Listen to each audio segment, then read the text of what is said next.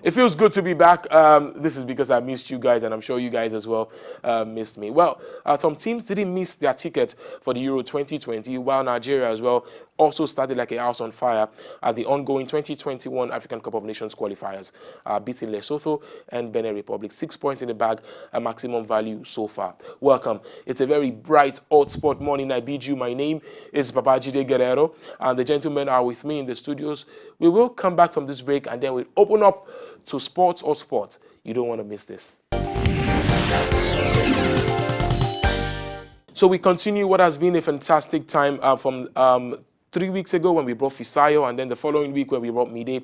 We did mention to you that we started like a search on social media looking for bright, young football analysts to come through the ranks. And of course, introducing first will be a man that we've come to know. I don't like his face.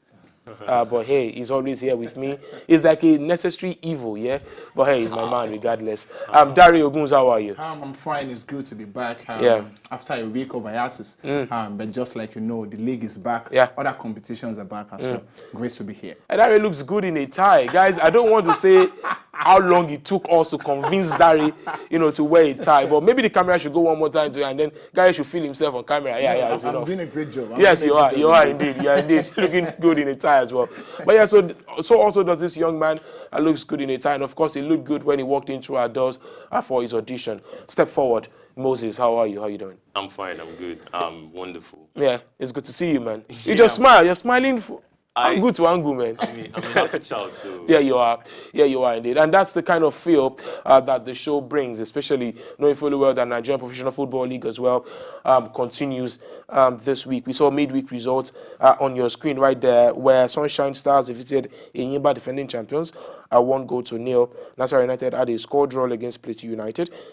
Wiki Tourist, biggest winners of the midweek, defeating Delta Force 3-1, and Jigar Golden Stars defeating Kano Pillars 1-0. And of course, still speaking about big results, Lobby Stars defeating Heartland, the Nazi Millionaires. I don't know if they're still a millionaire, but 3-0.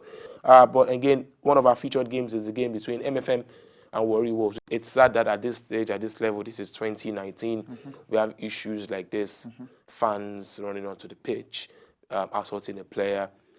What's going on? This is absolutely uncalled for, unnecessary at this time and age in our football. Where a lot of things is expected to have changed, particularly after going on a break for 5 months. One would have thought that by now I would have seen a whole lot of changes in our football. But how do you explain a fan encroaching the field after the game to basically assault his own player? I mean, if there are no people on ground, not security at this point in time, because according to reports, there were just 4 or 5 policemen in the whole of the stadium. Imagine if these other guys are not there to protect the players. This is not what we'll be talking about. Just attack, an attack after just 4 games. Who knows what will come up in the next subsequent games in the Nigerian Professional Football League. Yeah, we need to do better. LMC has to attend to this. We have to take a stand, okay? There has to be a number of security personnel. There has to be orientation. Fans may not feel the pain, but the club that this fan support should be able to educate, their fans. And at the end of the day, that's why the leagues in other parts of... Let's even talk about England. Let's talk about Egypt. Let's talk about South Africa. We see how things are being done over there. Well, still sticking to the league, it was a good sight to see the Super Eagles coach. I don't know if I should be thanking him for doing his job, but he was there, Kenneth Roa. He was there to watch the MFM Warri Wolves games. And again, Mo, he did mention that, so it's good to see the league, it's good to see the team back, but in a way, I still won't pick players that are playing in this league, but there are better players playing in those positions in other better leagues in the world. I feel he was there because of the heat that he's facing already. That he has to pick players from the league. That while we have a league and players will be represented in the team. Now, I feel he's right in a way, because when those players from our league come to the national team, they have problem to gel, because the way of training those players from Europe come into it is, you have to catch up. You don't have a lot of time. It's fast, and you have games you have to travel, and you play those friendlies or qualifiers. You don't have time to start briefing those players of what to do and what to do. So it's like an auto run. Yeah, it's like taking you back. So he has a point in a way. And he's pointing out it to the LMC that they should do their job and fix up those club side in Nigeria here. Yeah, first of all, we have to treat our own well. But again, in his own defense, defending himself, he did mention that, hey, people think I don't watch Nigerian Professional Football League, but that's not true, because I actually do find time to come watch when I can. So we talk about more fixtures this weekend. On Sunday, we will see Atlanta. We'll see maybe they can bounce back from their loss. They'll be playing Jigawa Golden Stars, who won 3-1 last time. At Katsina United will be playing Sunshine, is on your screen, as well as Aqua United taking on Nasarawa United.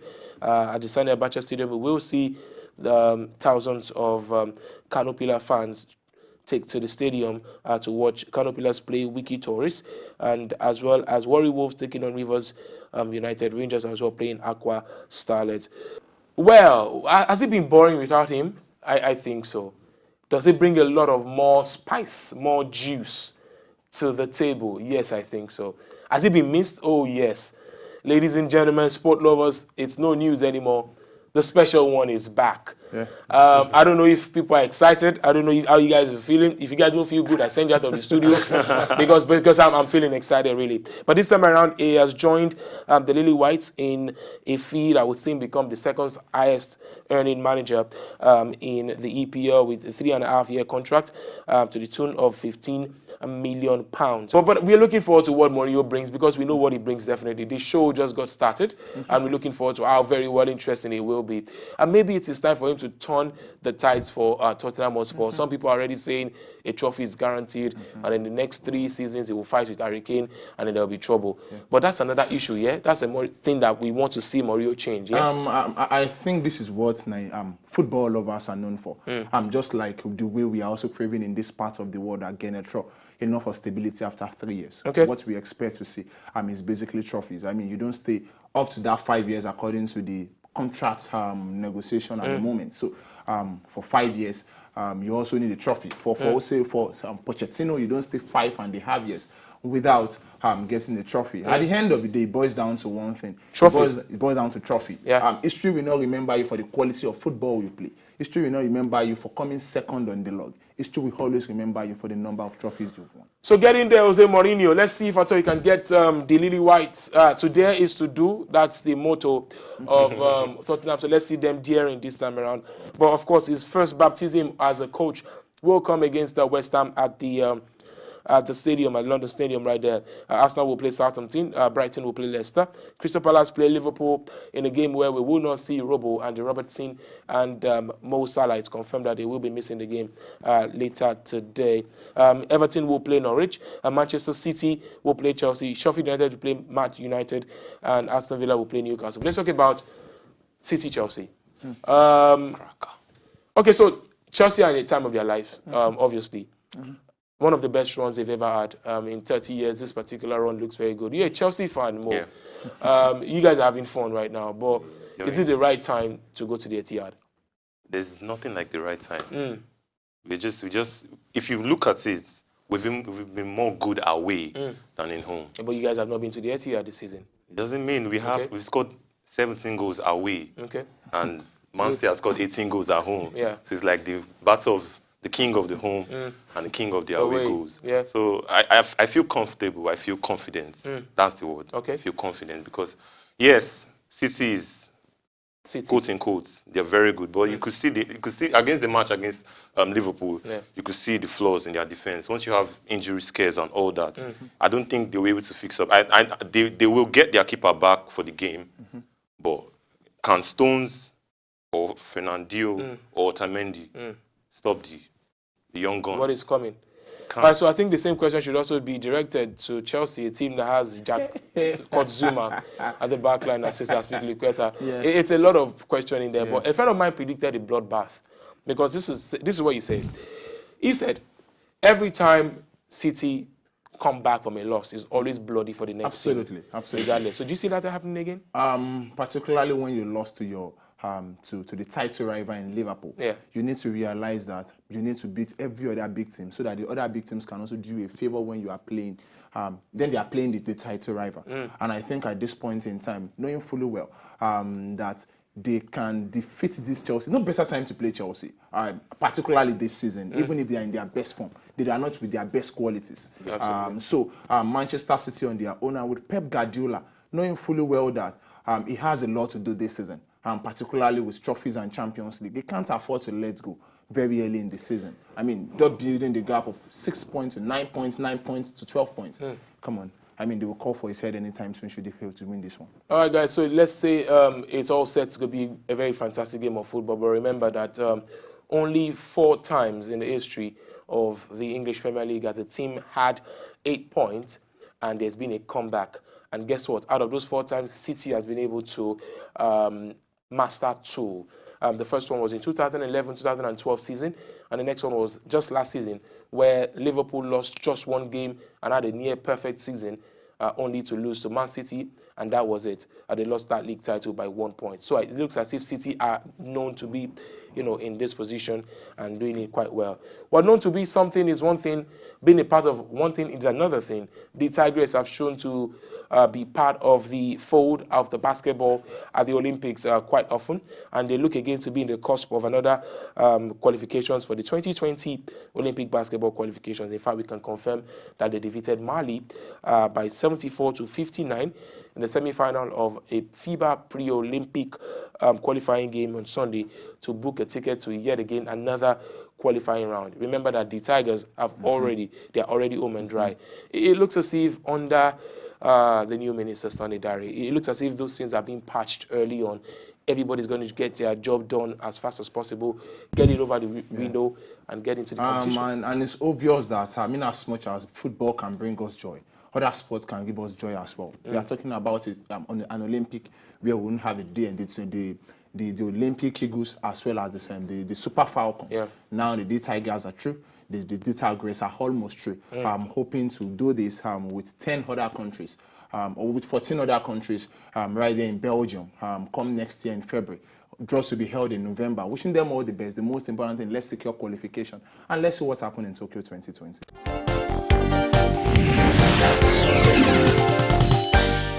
To your question, I'm a bit disappointed that you are happy that I'm here, because I thought you'd like to keep me at Sky. But that's okay. We are friends, and very, very well that I enjoy what I did, but this is my life, and this is where I belong, and this is what really makes me happy. So yes, I'm not smiling as much today because I have a game in 2 days and not long time to work, but deep inside I'm really, really happy, and every minute I spend in the club I realize that my option was correct. I'm really enjoying a big football club with a big structure, with a great organization where I'm really, really more focused on my job, on my coaching, on my players, on my team, and not worried at all with everything that surrounds me, because it's not about the wonderful structure that we have, it's also about the dynamic of the structure, and fantastic, really amazing. I'm more than happy to be here. Of course, when he was announced as manager, it was everywhere. The decision to take down Poch and install Mourinho didn't meet a lot of people well. Some people, especially Chelsea fans, felt a little bit slighted, especially going to a London rival club. But it is what it is. Mourinho is here in England and is back at the helms of Tottenham Hotspurs as a manager. What we're asking today is, do you think it's a catastrophe waiting to happen? Or will it just be that time that Jose Mourinho is finally a huge long-term success? The number to text is on your screen. And please do well to send us your text messages. We'll be looking forward to reading. Do well to as well follow us on our social media platforms and drop your comment on our YouTube section. After this, what we get to hear will be the thesis of the gentleman in the studio.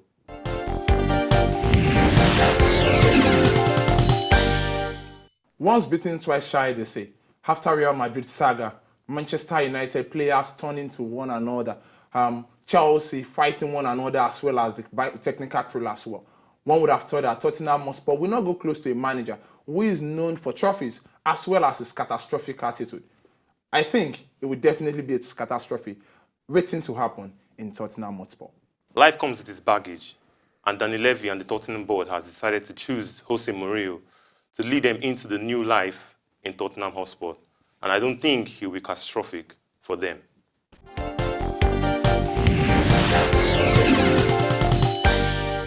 We are back from the break, and you heard the gentleman. It looks as if they're taking sides. I don't know whose side I'm going to be on, but I know I'm looking forward to a very fantastic conversation, and I'm sure you are as well. So let's just get right into it. Mo, of course, you're the debutant, so let me give you that platform of starting. Go ahead. Okay, I feel that he's going to succeed, and it won't be catastrophic like other teams has been. Because if you look at his Jose Mourinho's first season at Chelsea, it's almost similar to what's happening right now. The atmosphere, the vibe from the board is almost similar.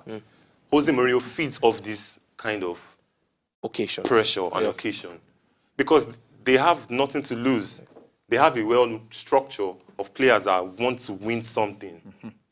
They have a multi-billion stadium and a well-structured training ground. And they need someone at the helm. Same thing we had when he was joining Manchester United. No, there's a difference with those clubs. Same thing he had. What's the difference between those clubs? Man U is already a team that win trophies. Really? Is a team before he came in. It's a team that are used to winning trophies. It's a team that has a philosophy already. Tottenham Hotspur want to rewrite their philosophy. The project Mauricio left is like a basic. The 5-year project like a basic. Can I say something? Please say something. One of the major problems of Jose Mourinho is the fact that he is always ready not to be guided. I mean, he's a kind of manager that don't love to be controlled and is not ready to listen to instruction of the management. Look at one of the biggest problems he had at Manchester United. It was because of Ed Woodward. He don't want to listen to the big bosses. At some point, look at the players he's had issues with. These are players that are leaders in his team. So by the time you have a quality team with such players that are leaders on their own, Jose Mourinho will always pick fight. By the time you have a Danny Levy who is ready to be the number one and the face of his team, Jose Mourinho will always have problems because he wants to be the face of the team and at the same time the first person you see even before the owners of the club side, which is never possible in any ways. It's going to be possible here. How? Let me give you a reason why. This Tottenham Hotspurs, they are devastated. They are never. Listen. No, a team that got to the final of the Champions League last season can never be devastated. They've lost. A team that has one of the top scorers in the world can never be devastated. In 2019. A team that built a £1 billion stadium can never be devastated. They have 5 top players. They have 5 top players running their contract down and don't want to sign. And so Jose Mourinho is the right man that will just convince you and at the same time make those these set players back to one set another. of players want to move on because there's nothing coming on for them. And what is not they are coming feeding on? off. They are feeding off of penny wages. They are not winning trophies. So Jose Mourinho will bring money off his pocket. They know to pay Jose them. is a serial winner. They know he wins. So let's talk about this. Gentlemen, please, let me just come in here. Let's talk about this part that Mo just mentioned. Do you think Jose Mourinho's winning CV will convince the likes of Harry Kane, Christian Eriksen, and the likes of Lucas Moura to stay and extend their contract? Because maybe this is what they finally needed, a coach that has won something, that is used to winning. Maybe it's that man that could take them further. What do you guys think? The objective of Danny Levy is basically to see his team win.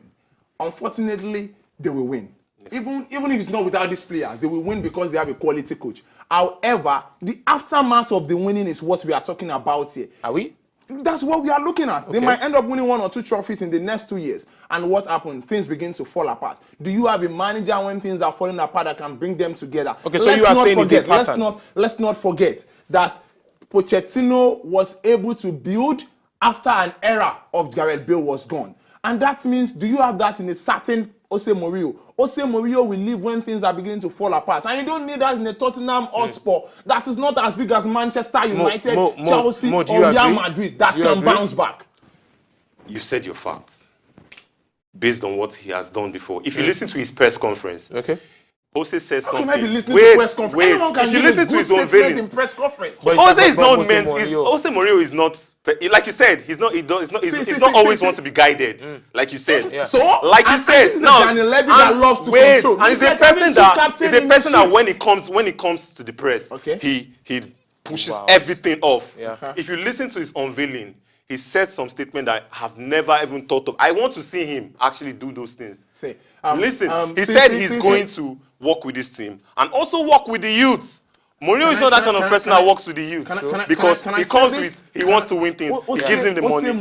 Bringing players and players and in and in. Man. He knows how to say what even everyone wants to hear.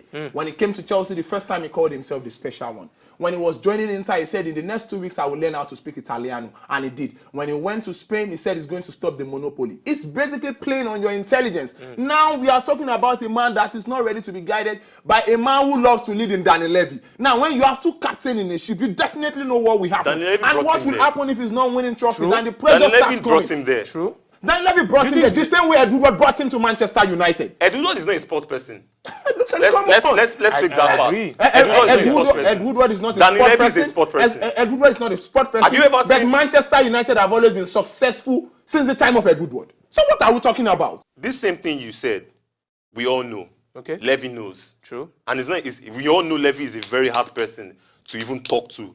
To even sign players from them is a very hard person. He knows. But now he knows that this team is falling apart. He has no choice. Do you know but I don't feel, apart from that, bring in exactly, he has to bring in someone that has to stay with Do you know why this will even be heli? I mean, this catastrophe will come in very quick. Let me give you why.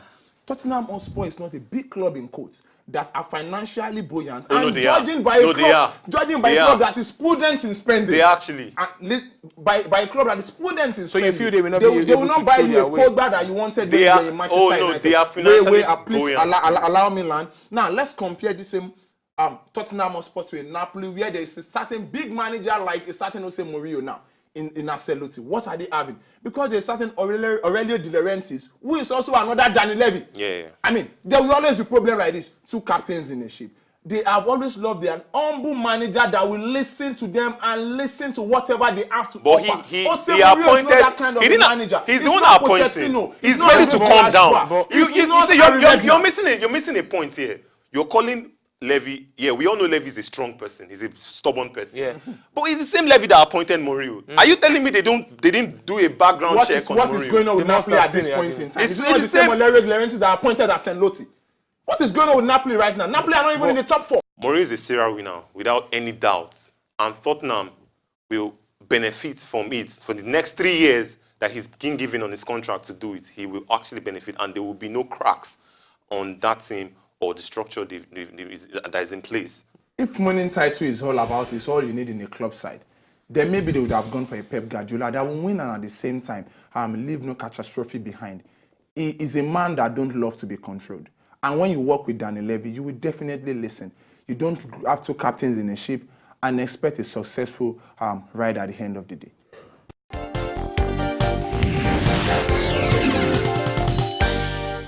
You're welcome back from that break, and before that break, we had a very juicy conversation with this man in the studio, Moses and Dare Ogun.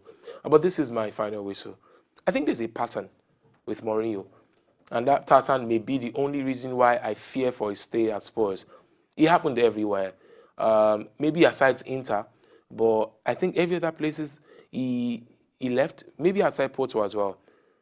Every other places he left with more like a broken dressing room and people not entirely happy at the end of the day. It will give you results, but I think it's that particular coach that is not for the long term, but it is what it is. So I'd like to swing to the direction of Dari, who feels that this is just going to be catastrophe at the end of the day.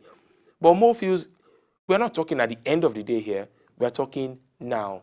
And a team that is in trouble, a ship that is capsizing, needs one of the best captains on the ocean, to salvage its journey on the sea. And Jose Mourinho has proven time and time again to be a serial winner. And that's what he is. And that's what he brings to the table. Daniel Levy knows this. You watching know this. And me talking here know this. But at the end of the day, what do I really know? You guys are the one that holds all the aces. Please do well to take out your phones and text us. Let us know what exactly is on your mind. Do you think Jose Mourinho will be a catastrophe at Tottenham? Or it will be that thing that they long and yearn for time so long. Well, we want to say a very big thank you to the production team, most importantly to Dare Ogun. Thank you very much. As I know you are coming with another bloomer, then probably I will have come with a bulletproof. Okay, because he was just shooting you left, right, and center. Yeah. So speaking about shooting, I mean, which you think you you imitated today on your debut? Pierre-Emerick Aubameyang. Aubameyang. How many goals did he score on his debut? Hat-trick against Augsburg in 2013. Oh, nice. That's true. Okay, yeah, so yeah, welcome aboard, Pierre-Emerick Momax. Yeah, you're Perry. Great stuff, guys. Great feel to have had you join us. Let's do this again. Yeah, shall we? And next week, Saturday. Until then, please take care of yourself and look after each other. My name is Babajide Guerrero. Bye for now.